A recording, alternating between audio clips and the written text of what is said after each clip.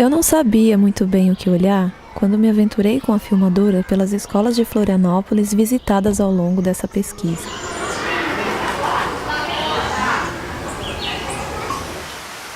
A primeira delas foi a Escola Sarapicuá, localizada no Morro da Lagoa da Conceição, em meio à Mata Atlântica, rodeada de floresta e cachoeira.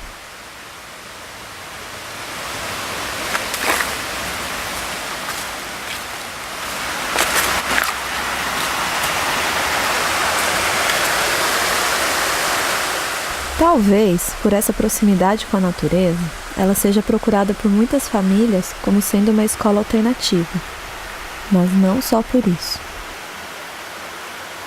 A Sarapicuá tem esse caminho, então sim, tem uma trajetória alternativa até hoje. Né? Tem também tem na sua história de fundação, no seu caminho, na trajetória percorrida e se mantém até hoje em muitos aspectos. Né? Em 2015, quando já estava há mais de um ano pesquisando sobre esse tema, visitei uma escola construída à beira de uma praia, emoldurada por figueiras que crescem na lateral voltada para o mar.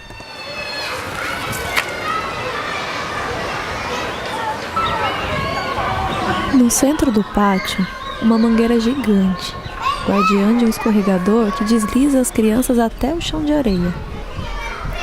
Confesso que fiquei com muita vontade de me divertir naquela mistura de brinquedo e de árvore. O que numa outra visita acabei fazendo.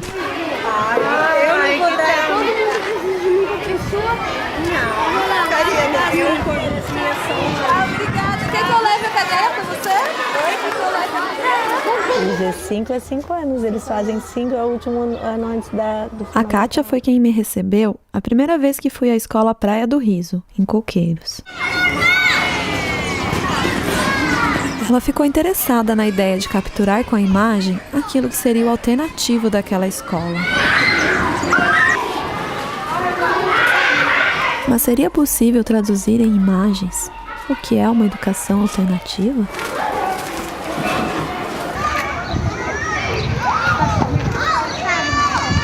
As professoras do ensino fundamental aceitaram um desafio: filmar com enquadramento fixo 1 minuto de qualquer cena da escola que pudesse dizer algo desse alternativo. Fica muito legal! Como é que eu ajudei? Elas também fizeram um total de 21 fotografias. A leitura que eu fazia delas podia dizer tanta coisa que preferia ouvir a intenção de quem as tirou. Achei que também está bem significativa, né? Eu acho que daí tem muito a ver mesmo com a escola, com o projeto da escola como um todo, né? Que é o lanche coletivo, que as crianças ajudam a montar os pratos, as comidas, né? Mas eu acho que isso é tão próprio da nossa escola, encontrar de repente no meio da tarde uma criança lendo no alto de uma árvore, ou crianças trabalhando na mesa do pátio, num momento que seria de sala de aula. Essa defesa do não confinamento da infância. Eu acho que o que é alternativo é lidar com os materiais de uma maneira livre.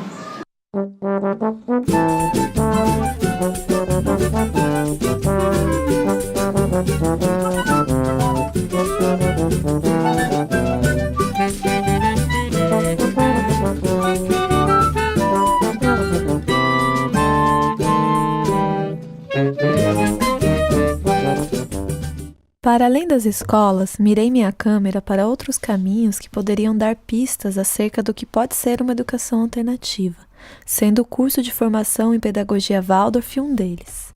Eu conheci a formação Waldorf através de uma amiga que trabalha com o projeto de educação ambiental comigo, que tem filhos em escola e tal, e falou que era uma pedagogia diferente, uma alternativa que era mais abrangente, menos técnica, menos racional. Uma pedagogia que não seja intencional. Outro foco da câmera estava na família Monhat, que optou por não matricular seus filhos na escola.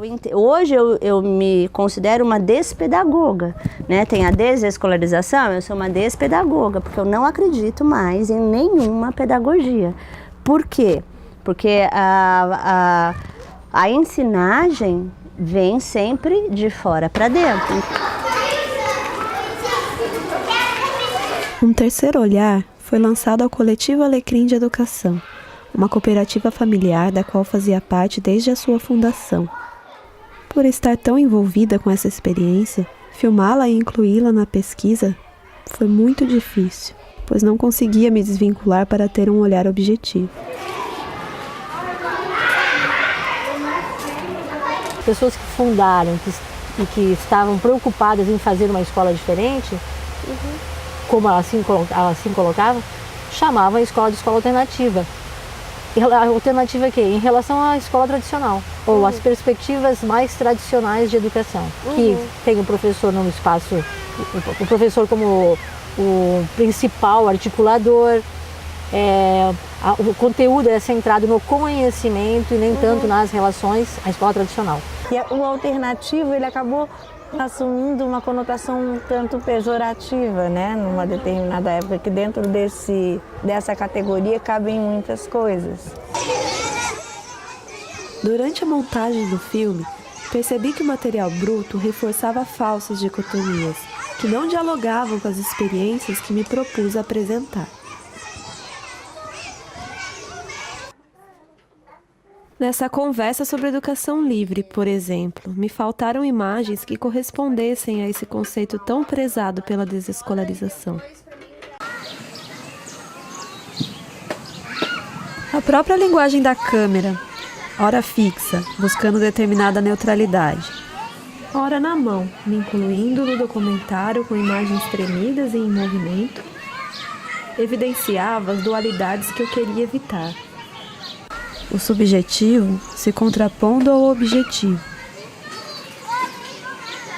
A razão, a sensibilidade. A realidade, a ficção. Como se nada acontecesse entre as margens dessas fronteiras. Articular esse embate numa linha narrativa foi um trabalho bem difícil. Assistindo às entrevistas, ficava claro que eu perguntava aquilo que eu queria ouvir. Então hoje eu queria que você me respondesse se você acha que essa escola é alternativa. Eu continuo acreditando muito que a gente não saiu do rumo nessa caminhada, né? Nessa atitude quase naturalizada, percebia uma marca da minha escolarização, a mania de certeza. É a razão querendo explicar tudo e tendo um prazer quase secreto quando alguma entrevistada afirma com as próprias palavras aquilo que escrevi na tese. Por isso eu considero sim que a gente continua sendo uma escola alternativa. Esse contentamento aumenta ainda mais quando a fala de alguma entrevistada se complementa com a de outra, fortalecendo os argumentos da tese. O foco era o sistema manter controlado, né? Professores controlados, alunos controlados, pais controlados, e assim estava bom. Você não podia ser você, né? Você precisava responder aquilo que as pessoas esperavam de você. Você não podia trazer o novo. Mas eu não esperava isso quando me propus a investigar o potencial do documentário para criar subjetividades dentro da temática estudada. Eu vou pensar um pouquinho do que você falou, que é como a gente se encontrou aqui, a minha trajetória até chegar aqui, e daí disso a gente se conhece, né?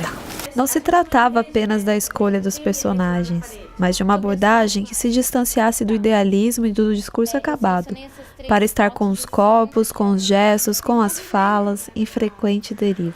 Você pode falar à vontade da sua imagem aí. Tá.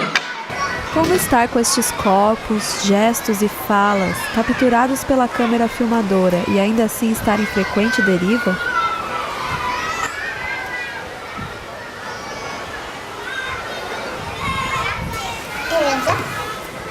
Eu experimentava um estranhamento no trato com as imagens, como se não fosse possível encontrar a sensibilidade necessária para perceber a potência daquele material sem tirar as camadas compostas pelas minhas explicações e justificativas racionalizantes. Precisava desacostumar meus olhos e suspender meu julgamento, até chegar às relações pessoais, subjetivas e aos meus próprios registros internos.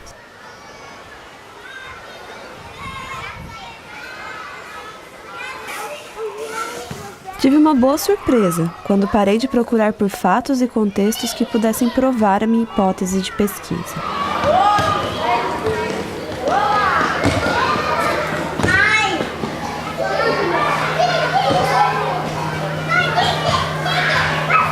Revisitando as filmagens feitas na primeira visita à escola Praia do Riso, encontrei fragmentos de imagens que estavam quase perdidas, mas mostravam um primeiro olhar. O meu olhar. Nada objetivo. Escondido.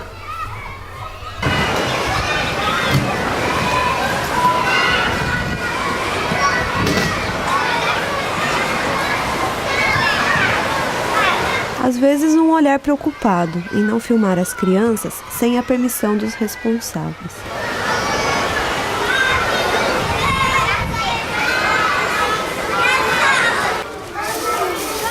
Um olhar que fugia por entre árvores e espaços vazios.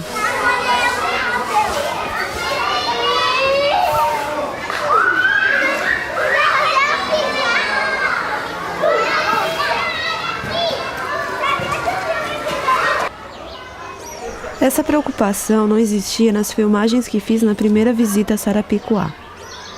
Provavelmente porque as crianças estavam todas em sala de aula.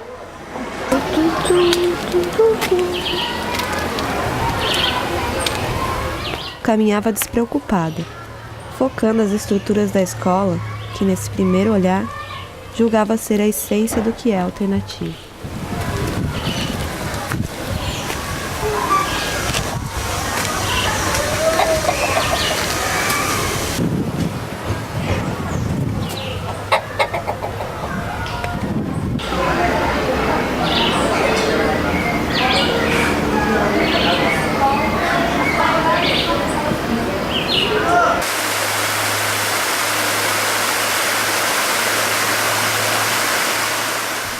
A presença de uma natureza externa e verde era uma constante que eu perseguia.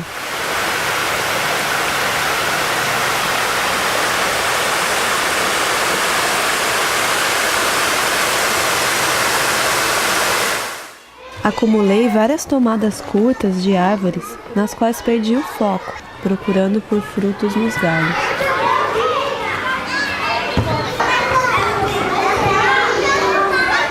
Revendo esses primeiros olhares, me dei conta de que as imagens correspondiam a um dos meus objetivos de pesquisa: articular a ideia de natureza como fundamento da alternatividade.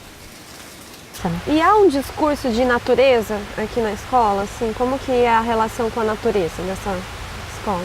Sim, assim, quando eu falo relação, né, da relação interpessoal, a natureza ela entra também como o entendimento da escola de que os sujeitos não estão fora do seu ambiente. Então, como eu me relaciono contigo também vai falar de como eu me relaciono com esse ambiente, com a natureza que faz parte desse ambiente. A escola era também identificada externamente com movimentos que estavam se iniciando naquele momento, né? Movimentos de quê? Como esse dado, um maior cuidado com a questão ambiental, da produção do lixo, da destinação do lixo. Tanto nas entrevistas como nas filmagens e fotografias das professoras, eu queria identificar aquilo que criava outra ética na relação com a natureza. Mas as imagens pareciam desarranjar os meus discursos prontos e ganhavam outros sentidos a cada momento.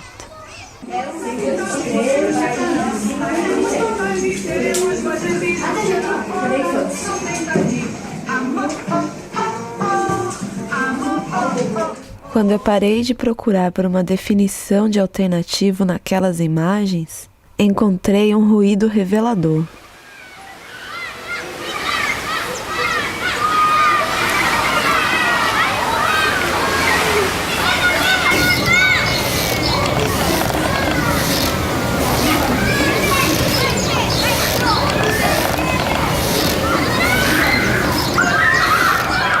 uma natureza intempestiva, que marcava a presença das crianças mesmo quando elas estavam ausentes em imagens.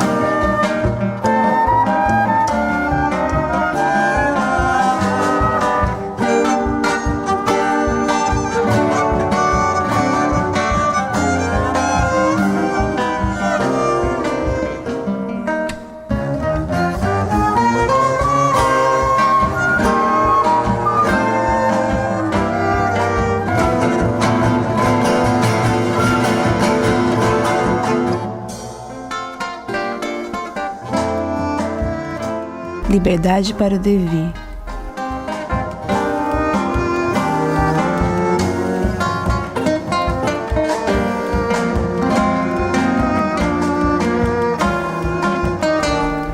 A educação alternativa escapa.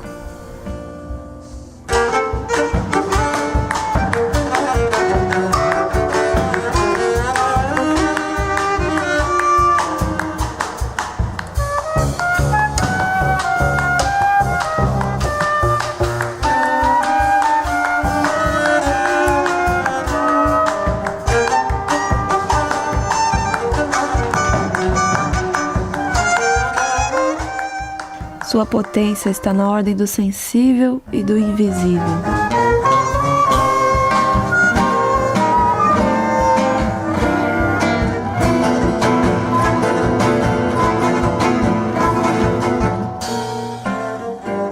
Naquilo que não se consegue dizer porque a linguagem falta.